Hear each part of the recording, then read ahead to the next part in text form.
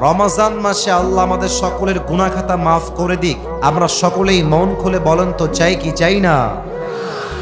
আল্লাহর হাবিব বলেছেন রমজান মাসে আল্লাহ তাআলা বান্দার জীবনের এক একটা রোজার বিনিময়ে এক একটা বছরের গুনাহ খাতাকে আল্লাহ মাফ করে দেয়।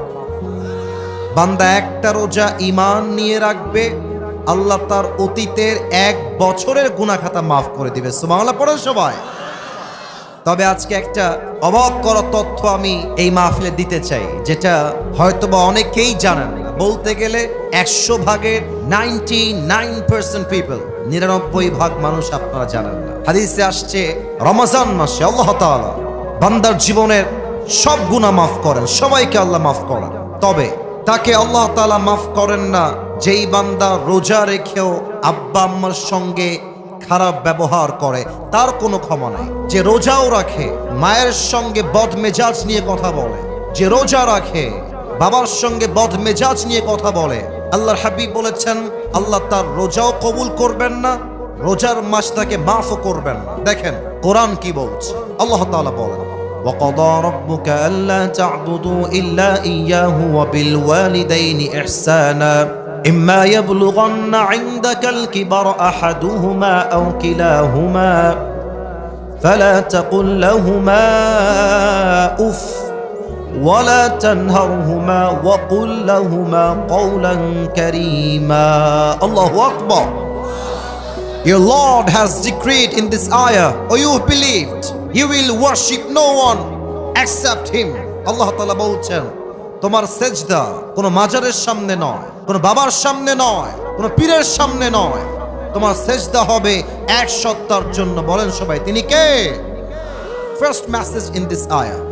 সেকেন্ড মেসেজটা হচ্ছে ওয়াবিল ওয়ালিদাইনি ইহসানা, you have to be good to your parents. If all or both of them reached old age with you, do not repel them. আল্লাহ বলছে বান্দা আব্বা আম্মার সঙ্গে সদ্ব্যবহার করো। বাবা এবং মা উভয়ের মাঝে কেউ যদি বৃদ্ধ হয়ে যায় বা বৃদ্ধা হয়ে যায়, বা উভয়ে যদি বৃদ্ধ বৃদ্ধা হয়ে যায়, do not repel them. বেয়াদবি করো না, বিরক্ত হয়ে একটা উফ শব্দ উচ্চারণ করো না। وَقُلْ لَهُمَا قَوْلًا كَرِيمًا. Speak to them with a noble words. বিনয়ের ডানা বিছিয়ে নরম ভাষায় কথা বলো, বিনয়ের সাথে কথা বলো। Be humble to your parents. ভালো করে কথা বলো। তোমার রোজা এবং তোমার ইবাদত কবুল করবে একজন। আওয়াজ দিয়ে বলেন সবাই তিনি কে? না, এটা দিনাজপুরের সাউন্ড হয় নাই। আরে দিনাজপুরের সন্তান তো আওয়াজ দেয় কাপুরুষের মতো নয়, বীর পুরুষের মতো এর আওয়াজ দিয়ে কথা বলে। বলেন সবাই তিনি কে? অতএব অনেক যুবক আজকের মাহফিলে এসেছো, অনেক যুবক বাপ মাকে মাইনাস করে ফেলো জাস্ট একটা গার্লফ্রেন্ডের পাল্লায় পড়ে। গার্লফ্রেন্ড যাবে আসবে, মাথায় রাখবা গার্লফ্রেন্ড তোমার আপন নয়। তোমার বউ তোমার খুব বেশি একটা আপন মাঝে মাঝে নয়, বরং তোমার সবচেয়ে কাছের আপন মানুষও তোমার মা এবং তোমার বাবা। ঠিক কিনা বলো? বিপদে পড়লে বোঝা যায়, বিপদে পড়লে বোঝা যায় বাপ মায়ের মতো আপন দুনিয়াতে আর সেকেন্ড কেউ হতে পারে না। ঠিক কিনা বলে?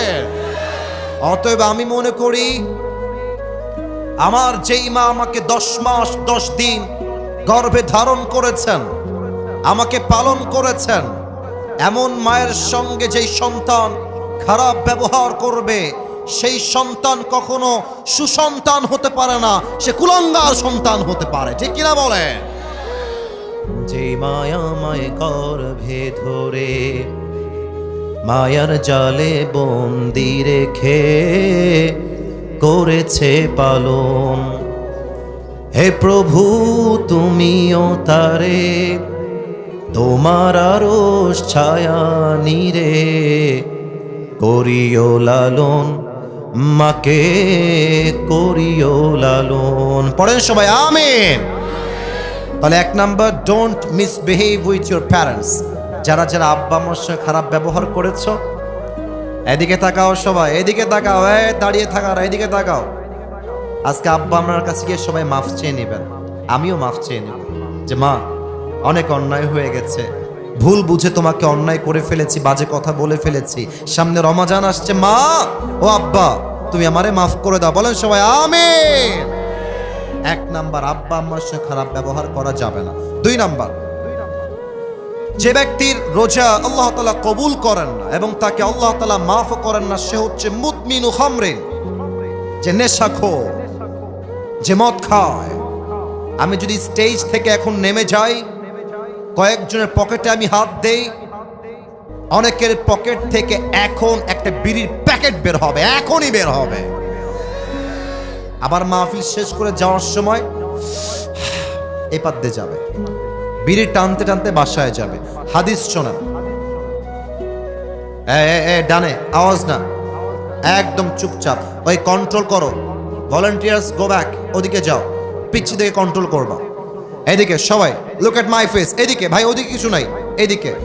হাদিস শোনেন, ইদা শারিবাল খাম ফাজলিদুহু, আল্লাহর হাবিব বলেছেন যদি কেউ মদ পান করে ফ্লগ হিম, তাকে ব্যাট দিয়ে আঘাত করো। If he becomes intoxicated again, fajliduhu, flog him again. আল্লাহর হাবিব বলেছেন যদি আবার সে মদ পান করে আবার ব্যত্রাঘাত করো, যদি আবার করে আবার ব্যত্রাঘাত করো, যদি সে চারবার এসে আবার মদ পান করে ফadribu উনকাহু, behead him.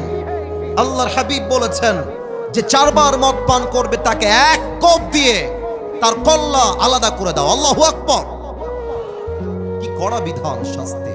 অতএব রমজান মাসে আমরা তওবা করছি, বিড়ি, সিগারেট, মদ এবং নেশাগ্রস্ত কোনো জিনিস আমরা মুখে নিব না। রাজি আছেন তো সবাই ইনশাআল্লাহ? একটু হাত তুলে বলেন সবাই ইনশাআল্লাহ। 3 নাম্বার রোগটা বলবো, এটা বড্ড মারাত্মক রোগ। এই রোগের জন্য আমাদের দেশটা ধ্বংস হচ্ছে। এই রোগটা হলো হিংসার রোগ। ভাই তার ভাইকে সহ্য করতে পারে না। আমি ভাইয়ের কথা কি বলবো, বাংলাদেশে এক হুজুর আর এক হুজুরকে সহ্য করতে পারে না, ঠিক কিনা বলে? সারাদিন গীবত, বদনাম, সোশ্যাল মিডিয়ায় ঢুকলেই এক হুজুর আর এক হুজুরকে দেখতে পারে না। আসুন আমরা জেনে নেই হাদিস কি বলছে। আল্লাহর হাবিব বলেছেন আল হাসাদ তাকুলুল হাসানাত কামা তাকুলুন নার আল হাতব। হিংসা মানুষের আমলকে এমন ভাবে জ্বালিয়ে দেয়, পুড়িয়ে দেয়, যেমন ভাবে আগুন কাঠকে পুড়িয়ে দেয়। এবং আল্লাহর হাবিব বলেছেন রমজান মাসে আল্লাহ তাআলা সবাইকে মাফ করে দিবেন, 2 জনকে মাফ করবেন না। তার মাঝে একজন হচ্ছে মুসাহেন, যে তার হৃদয়ে তার ভাইয়ের জন্য বিদ্বেষ পোষণ করে। অতএব সবাই আমরা নিয়ত করছি আমাদের হৃদয় থেকে সমস্ত হিংসা আমরা রমজানের পূর্বেই মুছে ফেলবো। বলেন সবাই ইনশাআল্লাহ। আর আপনারা গ্রামের মানুষ, আমি আসিফ হুজুর গ্রামের সন্তান।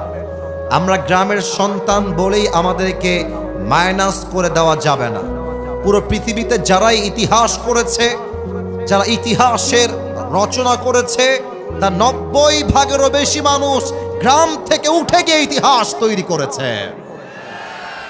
গ্রামে একটা সমস্যা আছে, একটু কিছু কথা হয়ে গেলে, একটু রাগারাগি হয়ে গেলে আর কথা বলে না, তাকায় না, সালাম কালাম দেয় না, আত্মীয়তার সম্পর্ক বিচ্ছিন্ন করে ফেলে।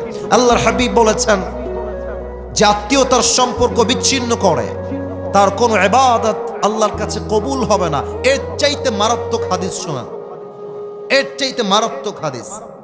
লা ইয়াদখুলুল জান্নাতা কাতিউন, he who break the kinship relationship will not enter in the paradise. জাতীয়তার সম্পর্ক বিচ্ছিন্ন করে কোনো কারণ ছাড়া, তার জন্য আল্লাহর জান্নাত হারাম হয়ে যায়। নাউজুবিল্লাহ বলবেন না আপনারা সবাই?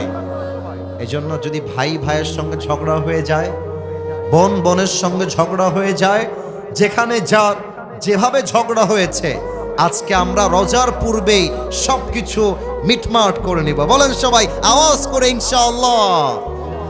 5 নাম্বারটা একটু দেখবেন আমার দিকে। এইটা আমার মুখে কি, এই যে আমার উপস্থাপক ভাই বলেছে, বাদ বাকি আওয়াজ আমার কানে আহামরি আসে নাই। আরেকবার আমার মুখে এইটা লম্বা লম্বা কি ভাই? মাশাআল্লাহ। আচ্ছা, মিথ্যা বলবেন না। আমি জানি দিনাজপুরের মানুষ কথায় এক, কাজেও এক। ভালোবাসলে আই লাভ ইউ, না বাসলে আই হেট ইউ, ঠিক কিনা বলেন?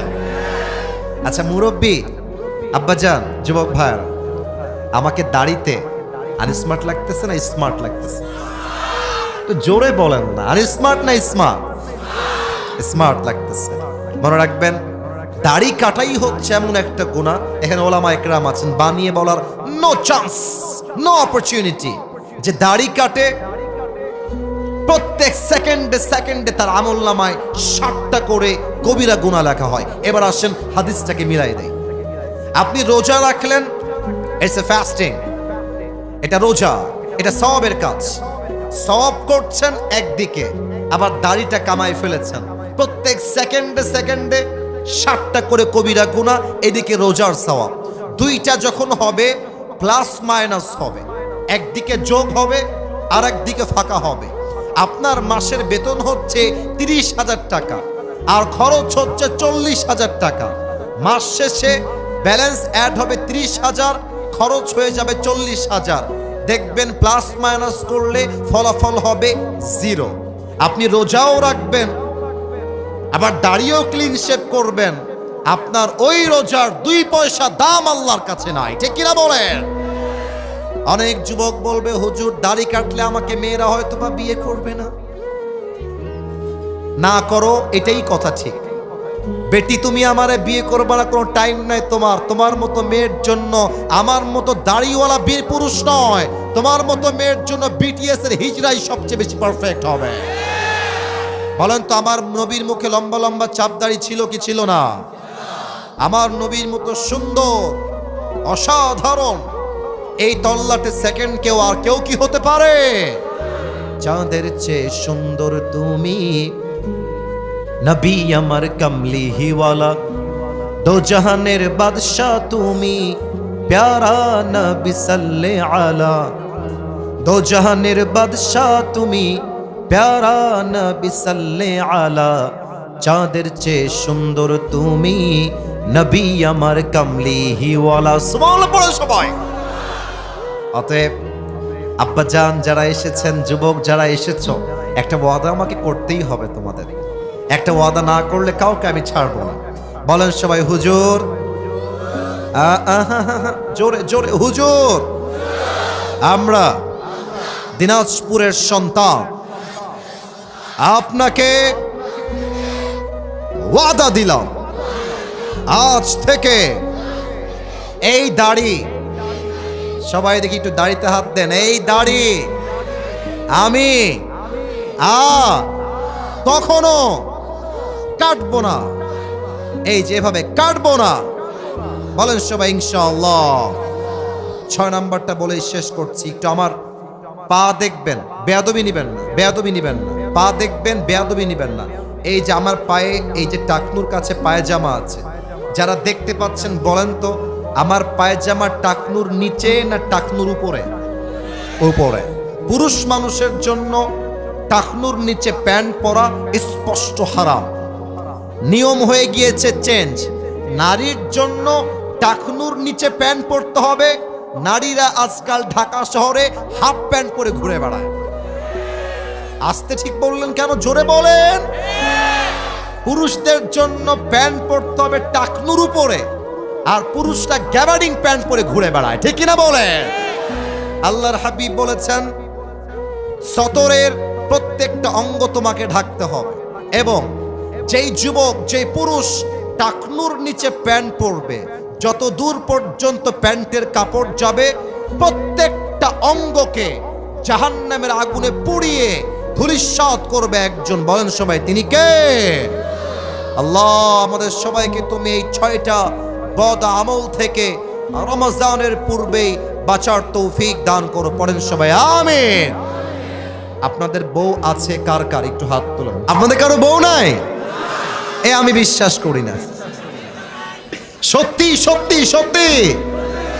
আহারে আল্লাহ, আমার যুবক ভাইদের সবাইকে তুমি নেককার দিনদার বউ দিয়ে দাও। পড়েন সবাই আমিন। যারা আমিন কয় না তারা কেউ বউ পাবে না। আরে মিয়া জোরে সোরে কোন আমিন। আসলে আমরা 3টা তাকবীর দিয়ে আয়াত ভিত্তিক তাফসীর শুরু করে দেই। প্রথম তাকবীর দিবেন আমার প্রিয় বিবাহিত আব্বাজান এবং যুবক ভাইরা। দেখা যাক আজকে কারা জিতে। বিবাহিত ভাইরা একটু কাশি দেন আমার সাথে। না, এটা মান সম্মানের ব্যাপার ভাই, একটু আওয়াজ দিয়ে কাশি দেন আব্বাজান। আরে মিয়া দিনাজপুরের মুরব্বীরাও একদম বুকে তাজা সাহস রাখে, ঠিক কিনা বলে? আব্বাজান আপনারা সবাই এবং বিবাহিত যারা সবাই একটা কাশি দিয়ে গলাটাকে একটু শক্তিশালী করেন। হ্যাঁ, মাশাআল্লাহ। দেখা যাক সিঙ্গেলরা জিতে না বিবাহিতরা জিতে তাকবীর দিয়ে। বিবাহিত ভাইরা রেডি হয়ে যান। নারায়ে তাকবীর। বিবাহিত ভাইরা মাশাআল্লাহ, অনেক ভালো ছিল, অনেক ভালো ছিল। সাউন্ডটা একটু বাড়ান, সাউন্ডটা হালকা একটু বেস মোটা করেন, বেস। এবার আমার সিঙ্গেল ভাইদের পালা। সিঙ্গেল লাইটকে আসে দাও। আমি মাফ চাচ্ছি, আমি জানি না কারা জিতবে। দেখা যাক কারা জিতে। আমার আশেপাশে ওলামা একরাম আছেন, হুজুররা আছেন, সবাই নাম্বার দিবে। সিঙ্গেল ভাইয়ের আরেকবার কাশি দাও। দেখা যাক কারা জিতে। নারায়ে তাকবীর। বিবাহিত ভাইরা আমাকে মাফ করে দিয়ে। আমার বিবাহিত ভাইরা আজকে ফেল করেছেন, সিঙ্গেল ভাইরা আজকের মাহফিলে পাস করেছে, ঠিক কিনা বলে? আচ্ছা, এবার আর কোনো ভাগাভাগি নাই। এবার আমরা সবাই মিলে তাকবীর দিব। এমন জোরে তাকবীর দিবেন যে আমি স্টেজ ভেঙে উল্টে নিচের দিকে পড়ে যাব। আচ্ছা, সবাই একটা কাশি দেন। নারায়ে তাকবীর। আল কোরআনের আলো, আল হাদিসের আলো, কোরআন হাদিস যেখানে, আলেম ওলামা যেখানে, দিনাজপুরবাসী যেখানে, ওয়াল্লাহি আপনাদের স্লোগানের সাউন্ড প্রমাণ করেছে আমার সামনে একটাও বিড়ালের বাচ্চা নয়, সব সিংহের বাচ্চাগুলো আমার সামনে বসে আছে, দাঁড়িয়ে আছে, ঠিক কি না? আল্লাহ স্লোগানকে কবুল করুক, পড়েন সবাই আমিন। আমি কোরআন থেকে একটি আয়াত তেলাওয়াত করেছি। সেই আয়াত নিয়ে আমি মাগরিবের আজান পর্যন্ত as much as I can আমার জায়গা থেকে আমি সর্বোচ্চ চেষ্টা করব কিছু তাফসীর পেশ করার জন্য। আমি যে আয়াত তেলাওয়াত করেছি, আয়াতটি আমি আবার রিপিট করার চেষ্টা করছি। আউযু বিল্লাহি মিনাশ শাইতানির রাজীম। বিসমিল্লাহির রহমানির রহিম। يا أيها الذين آمنوا كتب عليكم الصيام كما كتب على الذين من قبلكم لعلكم تتقون. الله أكبر. Allah says in this ayah, O you believed, O you who believed, the fasting, it has been made obligatory upon all the believers, all the Muslims. Allah Ta'ala বলছেন রমজানের প্রত্যেকটা রোজাকে আমি আল্লাহ তাআলা ইমানদারদের জন্য ফরজ করে দিয়েছি, as it was before, যেমন এটা আগেও ফরজ ছিল।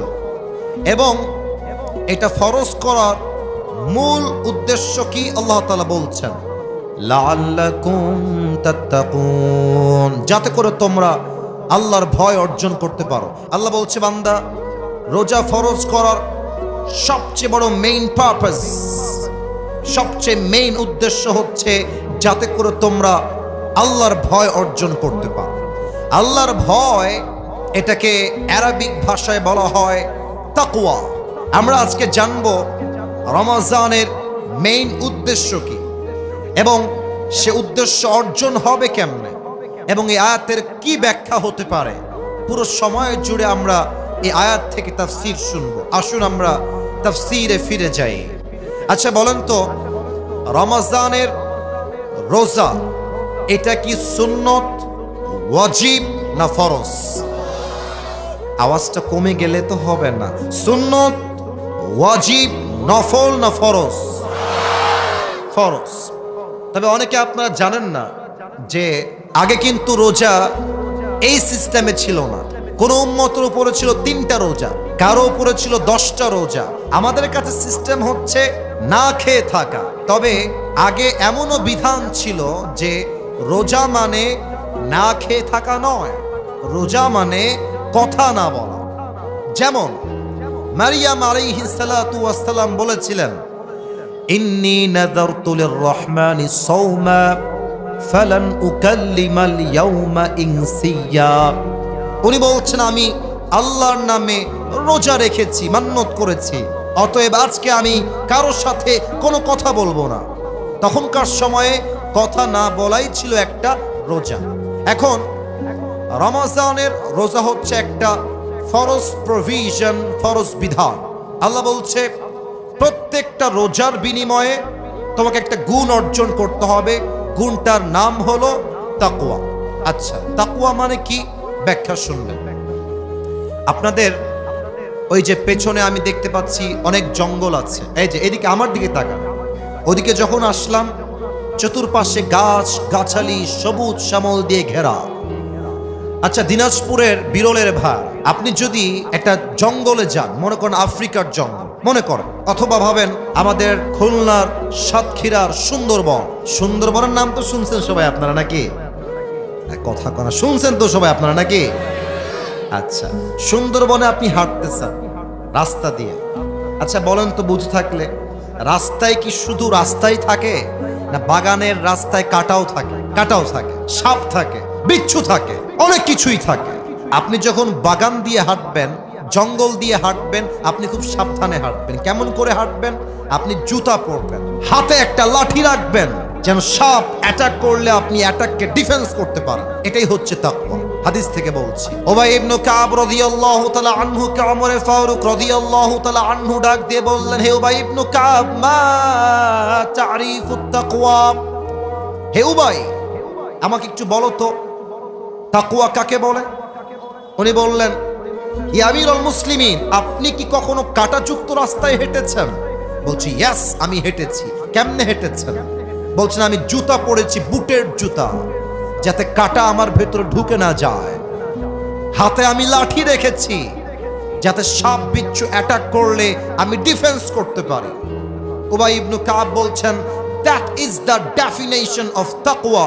এটাই হলো তাকওয়া। তো ওমর ফারুক বলছে, কি বললেন? এইটা তাকওয়া কেমনে হয়? আমি তো সংখ্যা বুঝলাম না, একটু বুঝায় বলেন। উবাই ইবনে কাব বললেন, দুনিয়াতে চলতে গেলে একদিকে আছে হালাল, আমার কথা বুঝে থাকলে উত্তর দেন। একদিকে আছে, সবাইকে বলতে হবে, একজনও মাইনাস হওয়া যাবে না। একদিকে আছে, আর একদিকে আছে হারাম। বলেন সবাই, একদিকে হালাল আর একদিকে। আপনি যদি মুসলমান হন, আমি আপনাকে 2টা অপশন দিচ্ছি। এক, আমি তোমাকে একটা সরকারি চাকরি দিব, যে সরকারি চাকরির বেতন হবে মাস শেষে 70,000 টাকা, ফর এন এক্সাম্পল, উদাহরণ হিসেবে। আর তোমাকে এই চাকরি করার জন্য প্রথমেই 10 লাখ টাকা ঘুষ হিসেবে দেওয়া লাগবে। আর সেকেন্ড অপশন হলো কোনো চাকরি নয়, তোমাকে দিনাজপুর শহরে একটা ভ্যানের মধ্যে করে মুড়ি বিক্রি করতে হবে, যেখানে কোনো ঘুষ নাই, পুরোটাই হালাল। আপনি যদি মুসলমান ঘরের সন্তান হয়ে থাকেন, আপনি বলবেন, যেই চাকরি করতে আমাকে ঘুষ দেওয়া লাগে, ওই চাকরির মুখে আমি লাথি মারি। আমি ভ্যান চালায় খাবো, জমিতে আমি চাষ করে খাবো, আমি কৃষক হয়ে থাকবো, আমি ঝালমুখ মুড়ি বিক্রি করে খাবো, আমি মানুষের জমিনে খেটে খাবো, তবু আল্লাহর জমিনে বেঁচে থাকতে হারামের একটা পয়সা আমি গ্রহণ করতে পারবো না। ঠিক কিনা বলেন? দিস ইজ তাকওয়া। হারামকে অ্যাভয়েড করবেন, হালালকে অ্যাকসেপ্ট করবেন, আপনি মুত্তাকি হয়ে যাবেন। নাম্বার 1। নাম্বার 2, আচ্ছা এখন বাজে মনে করেন রাত 12টা। এই জাস্ট মনে করেন, যদি এখন রাত 12টা বাজে, আশেপাশে কি আলো থাকবে না অন্ধকার হয়ে যাবে? আসতে না, আরো জোরে, আলো না অন্ধকার? কালকে দেখলাম প্রচুর কুয়াশা, অনেক কুয়াশা রাস্তায়। আচ্ছা বলেন তো প্রিয় ভাইরা, কুয়াশার মাঝে গাড়ি আমরা চালাই, আমি নিজেও গাড়িতে বসি, আমার তো প্রোগ্রাম থাকে পুরো বাংলাদেশে। আমি খুব খেয়াল করেছি কুয়াশার ভেতরে আমার ড্রাইভার বসে এই দিকে, আর আমি ড্রাইভারের পেছনে বসি না, আমি বসি এই পাশে। আমার কথা কি বোঝা যায় নাকি যায় না? আচ্ছা, আমি খুব খেয়াল করেছি, আমি পরশুদিনও খেয়াল করলাম যে যখন কুয়াশা থাকে একটু পর পর আমাদের গাড়ির যে গ্লাস আছে, সামনের যে গ্লাস যেটাতে আমরা সবকিছু দেখি, গাড়ি আসছে কিনা, কেউ ক্রস করছে কিনা, রাস্তায় কেউ আছে কিনা, ওই গ্লাসটা কুয়াশার পানিতে পুরোটা ঝাপসা হয়ে যায়, দেখা যায় না। আবার দেখবেন যখন কুয়াশা পড়ে দিনাজপুরে, কুড়িগ্রামে, রংপুরে, দেখবেন যেই বাস চলে 120 গতিতে, যেই বাস চলে 170 গতিতে, 150 গতিতে, 100 গতিতে, দেখবেন ওই বাস কুয়াশার সময় চলে মাত্র 30 অথবা 40। কেন? সামনে কিছু দেখা যায় না। এবার বলেন তো, প্রচুর কুয়াশা, পুরো মাঠ কুয়াশা দিয়ে ভরা, রাত বাজে 2টা, আপনি আছেন বাসার ভেতরে, আপনার লাইট বন্ধ, the door is locked, the window is locked, জানালাও বন্ধ, দরজাও বন্ধ। আপনি বসে বসে মোবাইল ফোনটা বের করে উলঙ্গ ভিডিও দেখছেন, হিন্দি গান শুনছেন, অনেক যুবক রাত হলে পর্নোগ্রাফি দেখছেন। কেউ না দেখলেও আপনাকে দেখছে একজন, আওয়াজ দিয়ে বলেন সবাই, তিনি কে? অতএব এটাই হচ্ছে তাকওয়া। আমি আমার বোনদের কাছে আবদার রাখবো, আম্মা জান আমাকে এখান থেকে না দেখে স্টেজে গিয়ে বসেন, ওখানে প্রজেক্ট দেওয়া আছে না, তো আমাকে সরাসরি না দেখলেই ভালো। এই যে আপনারা ওদিকে তাকাবেন না, এইদিকে। আমি বলতাম না, আমার কমিটির ভাইরা আবদার রেখেছেন তাই বললাম, আম্মা জান বসে গেলে ভালো হয়। সবাই একটা তাকবীর দেন, নারায়ে তাকবীর। অতএব কেউ না দেখলেও দেখে একজন, আওয়াজ দিয়ে বলেন সবাই, তিনি কে? অতএব আমি যখন কোনো অন্যায় করব, কোনো পাপ করব, আমার হৃদয়ে সবসময় ভয় থাকতে হবে এক সত্তার, তিনি কে? যাদের হৃদয়ে আছে আল্লাহর ভয়, তারা কভু পথ ভুলে যায় না। আল্লাহর প্রেম ছাড়া এই দুনিয়ায় কারো কাছে কোনো কিছু চায় না, ঠিক কিনা বলে? রাতের আধারে যারা সিজদাতে রয়, দু চোখের অশ্রুতে নদী যেন বয়, ছলনার হাত ছানি যতই আসুক, ছলনার হাত ছানি যতই আসুক, পেছনে ফিরেও সে তাকায় না।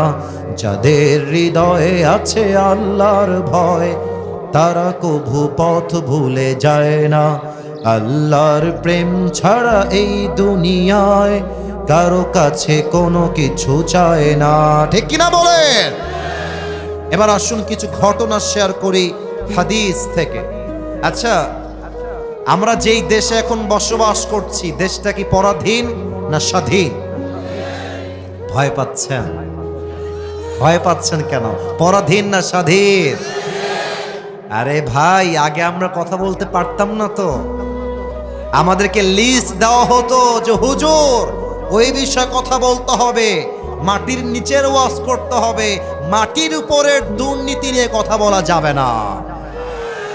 আমি এখন একটা কথা বলছি সবাইকে, আগে আমরা দিন কায়েমের কথা বললে, আল্লাহর জমিনে আল্লাহর রাজ কায়েমের কথা বললে আমাদের গালি দেওয়া হতো রাজাকার, জঙ্গিবাদ আর মৌলবাদ বলে। আর আমি নিজে দেখেছি তাফসীর মাহফিলে হুজুর স্টেজের চেয়ারে বসে ওয়াজ করছেন, আর কিছু পাতি নেতা এসে একটা বাড়ি মারতো মাইকে এসে, মাইক কেড়ে স্টেজ থেকে বক্তায় গ্রেফতার করত। যদি কোনো বাপের বেটা আজকে থাকেন, আমাকে বাধা দিবেন এই বিরলের মাটিতে, ওয়েলকাম। আসেন, আপনার পিঠের চামড়া যুবকরা একটাও বাকি রাখবেন আজকের মাহফিলে। আমাদের কথা একটা, আমরা স্বৈরাচারের দেশ দেখেছি, আমরা জুলুমের দেশ দেখেছি। আমরা আগামীতে এই দেশ আর দেখতে চাই না। আগামীর দেশ হবে ইসলামের বাংলাদেশ, কোরআনের বাংলাদেশ। হাত তুলে বলেন সবাই, ঠিক কিনা? আসুন আমরা আপনাদেরকে বুঝাই বলি, আল্লাহর রাষ্ট্র চালাইতে হলে তাকওয়ার কত প্রয়োজন আছে। প্রশ্ন করছি সবাইকে, দেখা যাক উত্তর করতে পারেন কিনা। দেখা যাক, বলেন তো ইসলামের মোট খলিফা কয়জন? বলেন সবাই, আমার হাত দেখে কয়জন? আচ্ছা, দেখা যাক। এই যে আওয়াজ না, ওরা নামলে নামুক, না নামলে নাই। আবার ও যুবকদের কষ্ট যাবে, যুবকরা আমরা কলিজে, ওদের কষ্ট দিবেন না, মেহেরবানি করে। থামেন থামেন থামেন। প্রিয় ভাইরা, বলেন ইসলামের কয়জন খলিফা? বলেন তো প্রথম খলিফার নাম কি? মাশাআল্লাহ মাশাআল্লাহ মাশাআল্লাহ, অনেকে বলে ফেলেছেন। এবার সবার থেকে জানতে চাই, ইসলামের প্রথম খলিফার নাম কি? আবু বকর রাদিয়াল্লাহু তাআলা আনহু। ওনার কাছে আমাদের দেশে যিনি প্রধানমন্ত্রী ছিলেন 5 আগস্টের আগে, নাম কি ছিল? আপনারা কেন বলেন নাম কি ছিল? শেখ হাসিনা। আমি কোনো রাজনৈতিক আলাপ করবার জন্য মাহফিল আসি না, আমি আগেই বলে দিচ্ছি। আপনারা আমাকে রাজনৈতিক দলের লোক মনে করবেন না। দেখেন, ওনার কাছে যদি ওনার সন্তান এসে বলে যে আমার একটা ব্র্যান্ডেড জামা লাগবে, তখনকার কথা, 5 আগস্টের পূর্বের কথা, উনি যদি বলেন যে তোমাকে ব্র্যান্ডেড জামা কিনে দিব, আমার কাছে সেই টাকা নাই, এটা বাংলার একটা ছোট্ট বাচ্চাও বিশ্বাস করতে রাজি হবে না, ঠিক কিনা বলেন? তারা তো আমাদের দেশ থেকে 1 কোটি নয়, 2 কোটি নয়, কয়েকশো কোটি টাকা, লক্ষ কোটি টাকা দেশ থেকে বিদেশের মাটিতে পাচার করে দিয়েছে, চুরি করে, ঠিক কিনা বলেন? আবু বকরের কাছে তার সন্তান আসছে এবং তার মা আসছে, অর্থাৎ সন্তানের মা এসে বলছে, ইয়া আবু বকর, সন্তানের পক্ষ থেকে ছোট্ট একটা আবদার আছে আমাদের কাছে। কি আবদার বলো? তো বলছে, আপনার সন্তানরা আরবের সবচেয়ে দামি খাবার সারিদ খেতে চায়। মুরব্বীরা যারা এসেছেন আপনারা বুঝবেন, আমাদের দেশে মুরগির গোস্তের চাইতে গরুর গোস্তের দাম কম না বেশি? মাসে হয়তো বা মধ্যবিত্ত পরিবারের সন্তান আমরা একবারও গরুর গোস্ত খাইতে পারি কিনা সন্দেহ। তো এসে বলছে সারিদ খেতে চায়, আপনি কিনে দেন। একজন রাষ্ট্রের প্রধানমন্ত্রী তিনি বলছেন, আমি যে আমার সন্তানদেরকে সারিদ কিনে খাওয়াবো, ওই টাকা আমার কাছে নাই, তোমরা আমাকে মাফ করে দাও, যাও। একজন প্রধানমন্ত্রী কি বলছেন? সারিদ কিনবো, আমার কাছে টাকা নাই। এবার আবু বকর রাদিয়াল্লাহু তাআলা আনহু এই কথা বলে বাড়ির থেকে বের হয়ে গিয়েছেন। দীর্ঘ 3 থেকে 4 মাস পরের কথা, আবু বকর রাদিয়াল্লাহু তাআলা আনহু একবার বাসায় ঢুকেছেন। বাসায় ঢুকেই দেখছেন তার বউয়ের হাতে ছোট্ট একটা প্লেট রাখা। বলছে, প্লেটে কি ঢাকা? দেখি খুলো তো প্লেটটা। প্লেট খুলে দেখছে প্লেটে কয়েকটা সারিদের টুকরা রাখা আছে। এবার আবু বকর বলছে, সারিদ তোমরা পেলে কই থেকে? আমি তো সারিদ ক্রয় করি নাই তোমাদের জন্য, আসলো কই থেকে? আবু বকরের বউ বলছে, ইয়া খলিফাতুল মুসলিমিন, আপনি যে আমাকে প্রত্যেক মাসে কিছু হাত খরচের টাকা দেন, প্রত্যেক মাসের টাকা বাঁচিয়ে বাঁচিয়ে বাঁচিয়ে বাঁচিয়ে কয়েক মাসে যা জমা হয়েছে, সেই টাকাগুলো জমিয়ে আমি আমার সন্তানের আবদার পূরণ করবার জন্য কয়েক টুকরা সারিদ ক্রয় করেছি। এটা হালাল, টেক ইট, নেন, একটু খান, এটা আপনার জন্য হাদিয়া। আবু বকর নিয়েছেন, সারিদগুলো খেয়েছেন, খেয়ে সোজা সংসদ ভবনে চলে গিয়েছেন। রাষ্ট্রের প্রধান দায়িত্বশীল এমপি, মন্ত্রী, মেয়র, পুলিশ সবাইকে ডেকে বিশাল লম্বা একটা সভা করেছেন। আর ডাক দিয়ে বলছেন, সবাই শুনবেন মন দিয়ে, আমি আবু বকর এই রাষ্ট্রের প্রধানমন্ত্রী হলাম, আমি একা, আমার উপরে সব দায়িত্ব। আপনারা আমাকে প্রত্যেক মাসে যেই বেতন দান করেন এই বেতনটা আজ থেকে কমায় দেন, যা ছিল কমায় দেন। তো একজন বলছে, আবু বকর কমাবেন কেন? বেতন তো আরো বাড়বে দিন দিন, কমাবেন কেন? আবু বকর ডাক দিয়ে বলছে, শোনো, আমার প্রত্যেক মাসের বেতন থেকে টাকা বাঁচিয়ে আমার বউ আমার জন্য, সন্তানের জন্য শাড়ি ক্রয় করেছে। এর দ্বারা প্রমাণ হয়ে গিয়েছে যে আমার সংসার এর চাইতে কম টাকায় চলবে। তোমরা কমিয়ে দাও, যদি না কমাও কিয়ামতের দিন আমাকে এটার জন্য পাকড়াও করবে। একজন আওয়াজ দিয়ে বলেন সবাই, তিনি কে? জাস্ট কয়েকটা টাকা বেতন কমিয়ে দিয়েছেন। এমন ভয় যদি আমার রাষ্ট্রের প্রত্যেকটা দায়িত্বশীল ব্যক্তিবর্গের মাঝে ঢুকে যায়, আগামীর বাংলাদেশ দুর্নীতিমুক্ত বাংলাদেশ হয়ে যাবে। ঠিক কিনা বলেন? এটা হচ্ছে আল্লাহর ভয়। আচ্ছা, আপনারা একজন ব্যক্তির নাম বলছি, দেখেন তো আপনারা সবাই চেনেন কিনা। পাকিস্তানের একজন টপ ফেমাস স্কলার, তার নাম হলো মাওলানা তারিক জামিল। নাম শুনেছেন? আপনারা শুনেছেন, মাশাআল্লাহ। যুবকরা তোমরা দেখেছো, দেখবা ফেসবুকে ওনার ওয়াজ আসে। ওনার বাসা হচ্ছে পাকিস্তানে। দেখবা অলওয়েজ সাদা পাঞ্জাবি পরে, অলওয়েজ সাদা পাগড়ি, সাদা পায়জামা। তো আমি সেই দিন তাকওয়াকে নিয়ে স্টাডি করছিলাম, রিসার্চ করছিলাম যে তাকওয়া আসলে ইসলামে কাকে বলা হয়। তো আমার হঠাৎ করে আমার সামনে একটা, যা সত্য তাই বলবো, বানিয়ে বলার কোনো চান্স নাই, মিডিয়া আমার কথাগুলো রেকর্ড করছে, একটা ছোট্ট বক্তব্য আমার সামনে আসলো।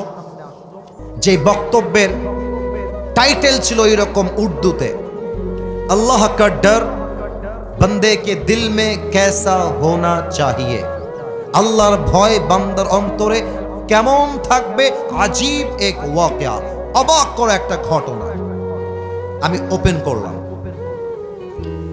আচ্ছা, অসুস্থ হলে আপনারা কিসে ভর্তি হন?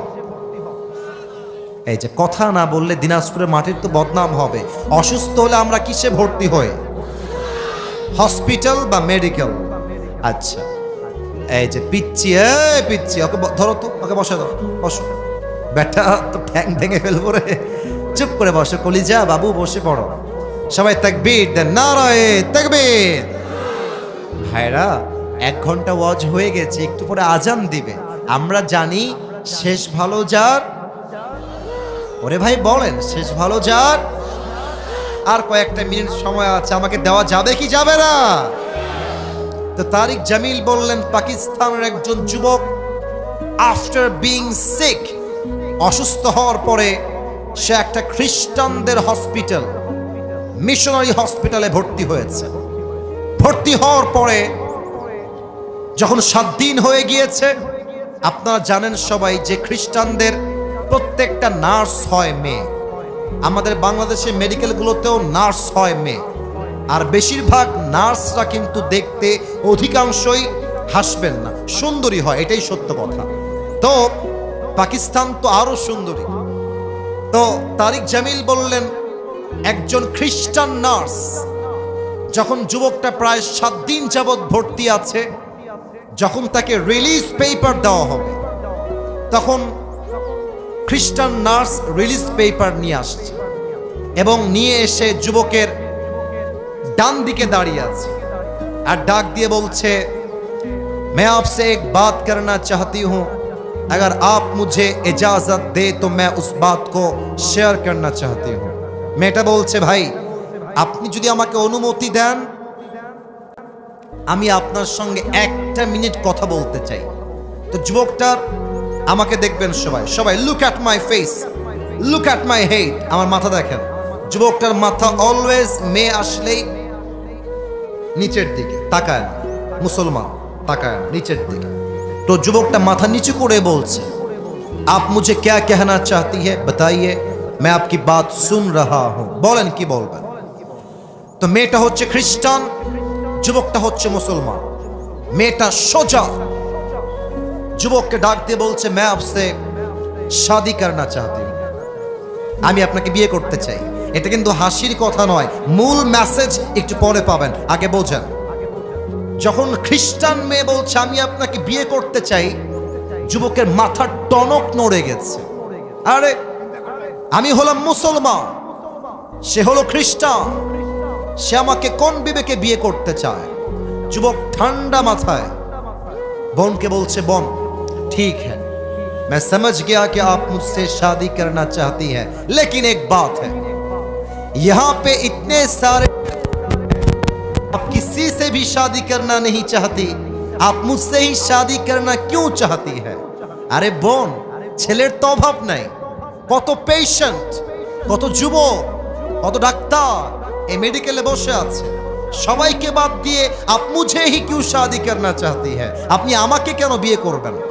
তো তারিক জামিল বললেন, যুবকের প্রশ্নের পরে নারীটা ডাক দিয়ে বলছে, मैं आपसे शादी करना चाहती हूँ, इसका एक बहुत बड़ा रीजन है मेरे पास, একটা বিশেষ কারণে আমি আপনাকে বিয়ে করতে চাই। বলছে বলেন কি কারণ, আমি শুনতে চাই। মেয়েটা বলল, এখানে যত নার্স আছে সমস্ত নার্সের মাঝে সবাই জানে I am the most beautiful lady, আমার মতো সুন্দরী নার্স এই পুরো মেডিকেলে সেকেন্ড আর কেউ নাই। আমি যখনই পেশেন্টদের রুমে যাই চেক আপ করার জন্য, টেস্ট করার জন্য, দেখার জন্য, আমি যখনই রুমে এন্ট্রি নেই हर कोई मुझे ऐसे ऐसे ऐसे ऐसे घूम के देखता है कि कौन आया है। সব যুবক আমার দিকে তাকায় থাকে ফেল ফেল করে, সবাই আমার রূপের প্রশংসা করে। বাট তুমি এমন একজন যুবক, আজ 7 দিন যাবত তুমি আমার এই ওয়ার্ডে ভর্তি আছো। আমি এতবার আসলাম, এতবার গেলাম, এতবার আসলাম, এতবার গেলাম, तुमने एक मर्तबा भी मुझे आंख उठा के नहीं देखा। আমার দিকে তুমি একবারও চোখ তুলে তাকাও নাই। আমি ভাবলাম সবাই তাকায়, এই যুবকটা কেন তাকায় না? আমি জানার জন্য গেলাম একজন ব্যক্তির কাছে, বললাম যে हर कोई मुझे देखता है लेकिन ये मुसलमान लड़का मुझ पर आंख उठा के भी नहीं देखता, इसका वजह क्या है? কারণ কি, আমাকে দেখে না কেন? আমাকে ডাক দিয়ে তিনি বললেন, প্রিয় বোন শোনো, মুসলমান যুবকদের জন্য গায়রে মাহরাম নারীর দিকে তাকিয়ে থাকা হারাম। তো সেই যুবক চাইলে তোমাকে দেখতে পারে, চোখের মজা নিতে পারে, বাট ওই যুবক জানে যখন সে তোমাকে তাকিয়ে দেখে চোখের মজা নিবে, আত্মার মজা নিবে, দেহের মজা নিবে, ওকে কেউ না দেখলেও দেখবে একজন। আওয়াজ দিয়ে বলেন সবাই, তিনি কে? আমি এই কথা শুনে আমি তোমার জন্য পাগল হয়ে গেছি। আমি ভেবেছি জো লড়কা, এই কথা খুব ভালো করে শুনবেন আব্বা জান, যুবক ভাইরা একটু বোঝেন মেয়ে কি বলছে দেখেন। जो लड़का अल्लाह से इतना वफादार हो सकता है वो लड़का अपनी बीवी से कितना वफादार होगा। আরে যেই যুবকটা আল্লাহকে এই পরিমাণ ভালোবাসতে পারে, ও তোর বউয়ের জন্য জীবনটাকে বিসর্জন দিয়ে দিবে, ঠিক কিনা বলেন? এই জন্য আমি তোমাকে বিয়ে করতে চাই, তুমি কি রাজি আছো কিনা? এবার যুবকটা বলছে, अगर आप मुझसे शादी करना चाहती है तो एक शर्त है मेरे पास, अगर आप शर्त को कबूल कर ले तो मैं आपसे शादी करूंगा। শর্ত আছে একটা, বলেন কি শর্ত? মেয়েটাকে যুবক বলছে, अगर आप कलमा पढ़ के मुसलमान हो जाए तो मैं आपसे शादी करूंगा। মেয়ে বলছে আমি রাজি আছি, নট আ বিগ ডিল। ওলামা একরাম নিয়ে আসেন, আলেম এসেছে, কালেমা পড়িয়েছে, মেয়েটা মুসলমান হয়েছে এবং ওই মেডিকেলে মুসলমান হয়ে দুইজনের সঙ্গে দুজনে বিয়ে হয়ে গিয়েছে। সুবহানাল্লাহ। আমি একটা কথা ওয়াল্লাহি আল্লাহর কসম করে বলছি, বানিয়ে বলি নাই, যা শুনেছি তা বললাম। মেসেজ একটাই, বিয়ের সময় আসলে অনেক মেয়েরা টাকা পয়সা বাদ দিয়ে বুইড়া টাকলার সঙ্গে বিয়ের পিড়িতে বসে যায়। মেয়েদের বোঝা উচিত বিয়ের সময় ছেলের টাকার জরুরি নয়, ভালো চাকরি জরুরি নয়, বিয়ের জন্য সবচেয়ে জরুরি তাকওয়া এবং যুবকের চরিত্র, ঠিক কিনা বলেন? আল্লাহ প্রত্যেকটা মেয়েকে চরিত্রবান যুবক বিয়ে করার তৌফিক দান করুক। পড়েন সবাই আমিন।